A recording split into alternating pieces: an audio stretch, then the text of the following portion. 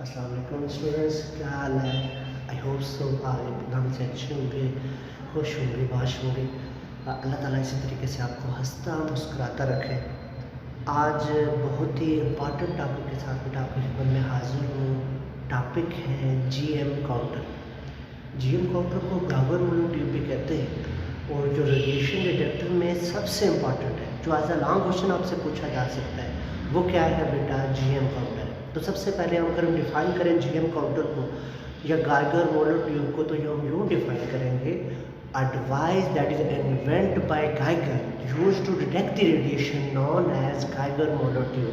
ऐसी डिवाइस जो रेडिएशन को डिटेक्ट करती है और जो रेडिएशन को डिटेक्ट करती है उसको बेटा हम इसका नाम देते हैं, गाइगर मोनोट्यूब का नाम देते हैं। ये तो इसकी डेफिनेशन आ गई। What is the principle of Geiger monotube? The principle of on which basis it detects the radiation. The principle of Geiger monotube is ionization. जो गाइगर मोनोट्यूब है इसका प्रिंसिपल क्या है? आयनाइजेशन। मतलब यह आयनाइजेशन के बेस पे रेडिएशन को क्या करेगी? डिटेक्ट करेगी। तो कैसे करेगी देखते हैं। इसके लिए हम आ जाते हैं इसके स्ट्रक्चर पे। गाइगर मोनोट्यूब कंसिस्ट करता है एक सिलेंडर पे। ये सिलेंडर है बेटा, आपको नजर आ रहा होगा। इस सिलेंडर के मिडल पे होती है एक थिन मेटल स्ट्रिप। ये एक सिलेंडर है, सिलेंडर में मिडल में क्या है? ये मेटल स्लिट है और जहाँ पे दो ट्यूब्स लगी हुई हैं और ट्यूब्स के दरमियान जो पोटेंशियल है वो 400 वोल्ट है। अब ये जो सिलेंडर है इसकी एक विंडो है और विंडो किसकी बनी हुई है बेटा? माइका की बनी हुई है। हमने ये कहा, देखें गाइगर मोनोट्यूब का स्ट्रक्चर देखते हैं तो स्ट्रक्चर में आपको नज़र आ रहा होगा बेटा, जो गाइगर मोनोट्यूब है इसमें ये थिन मेटल स्ट्रिप है सेंटर में, ये पूरा सिलेंडर है और ये माइका की आपके पास विंडो आ गई और ये हमने कहा कि कोई आपके पास ट्यूब्स थे, उनके दरमियान पोटेंशियल डिफरेंस आ गया 400 वोल्ट का। फिर मज़ीद देखें, कहता है इसके अंदर जो है गाइगर मोनोट्यूब के अंदर there are two gases are present in Geiger monotube. कि गाइगर मोनोट्यूब के अंदर जो दो गैसेज प्रेजेंट होती हैं, नंबर 1 इज प्रिंसिपल गैस। एक जो गैस गाइगर मोनोट्यूब के अंदर होती है वो आपके पास क्या है बेटा? Principal gas. And second one gas is quenching gas. कहते हैं there are two type of gases present in Geiger monotube. एक तो आ गया आपके पास प्रिंसिपल गैस और दूसरी क्या आ जाएगी बेटा? क्वांचिंग गैस। प्रिंसिपल गैस की बात करें, ये कोई भी इनर्ट गैसेस में से, सपोज हीलियम है, नियोन है, ये इनर्ट गैसेस में से क्या होगी? प्रिंसिपल गैस होगी। Inert gases, any inert gases act as a principal. और आपके पास क्वांचिंग गैस की बात करें तो bromine is use as a quenching gas. Bromine किसके तौर पर यूज होती है बेटा? क्वांचिंग गैस के तौर पर यूज होती है। फिर मजीद देखें इसके स्ट्रक्चर को, तो कहते हैं ये जो सिलेंडर है इसकी जो सेंटर वाली मेटल स्ट्रिप है ये एक्ट करती है एनोड के तौर पर। ये क्या है बेटा? एनोड। और ये जो आउटर एज है जो सिलेंडर है इसके, ये किसके तौर पर एक्ट करते हैं बेटा? कैथोड के तौर पर एक्ट करते हैं। ये आउटर एज किसके तौर पर एक्ट करते हैं? कैथोड के तौर पर।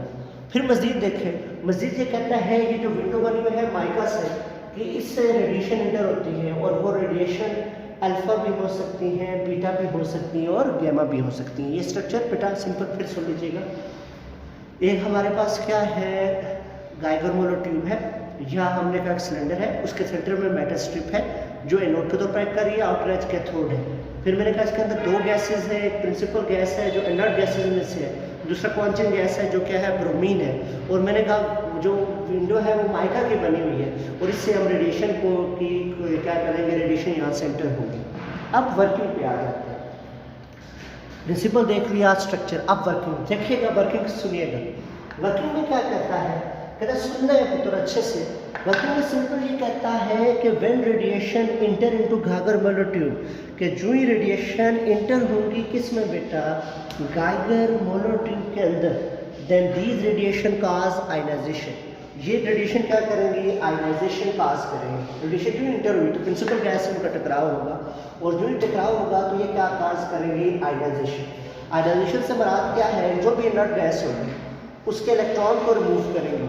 जब उसके इलेक्ट्रॉन को रिमूव करेंगी तो आपके पास जहाँ आयन्स बन जाएंगे एक पॉजिटिव आयन बन जाएगा, दूसरा क्या बनेगा, नेगेटिव आयन, मतलब इलेक्ट्रॉन बन जाएगा। मतलब जो ही रेडिएशन इंटर हुई, सपोज वो अल्फा है, बीटा है, गेमा है, कोई भी रेडिएशन है, वो अगर इंटर हो रही है तो इंटर होते ही उसने क्या आगाज किया, आयनाइजेशन, पॉजिटिव आयन बनाया और नेगेटिव आयन बनाया। अब देखिए हमें पता है कि जो ही आयनाइजेशन हो तो इलेक्ट्रॉन पर कौन सा चार्ज है, नेगेटिव। अगर इलेक्ट्रॉन पर नेगेटिव चार्ज है तो इलेक्ट्रॉन मूव करेगा एनोड की तरफ।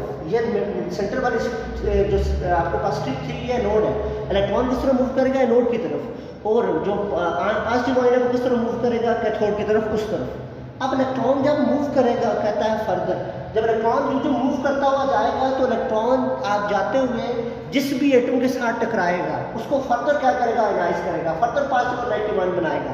मतलब रेडिएशन इंटर हुई तो उसने पॉजिटिव और नेगेटिव आयन बनाए। अब जो इलेक्ट्रॉन निकल रहा है वो इलेक्ट्रॉन आगे जा रहा है नोड की तरफ, और नोड की तरफ जाते हुए फर्दर आयनाइजेशन काज कर रहा है। जब फर्दर आयनाइजेशन काज कर रहा है तो नंबर ऑफ आपके पास इलेक्ट्रॉन प्रोड्यूस हो रहे हैं, number of positive ion produce हो रहे हैं, और नंबर ऑफ इलेक्ट्रॉन और नंबर ऑफ पॉजिटिव आयन को हम कहते हैं कैस्कोड।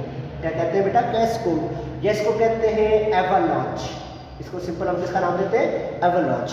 कहता है जो ये नंबर ऑफ पॉजिटिव आयन या नंबर ऑफ नेगेटिव आयन हो जाएंगे, ये आकर सारे के सारे किस पर इकट्ठे होंगे, इलेक्ट्रॉन एनोड पर। इलेक्ट्रॉन जो ये एनोड पर इकट्ठे होंगे तो हमें इलेक्ट्रॉन का एक काउंट रेट मिल जाएगा जिसको कहेंगे स्केलर।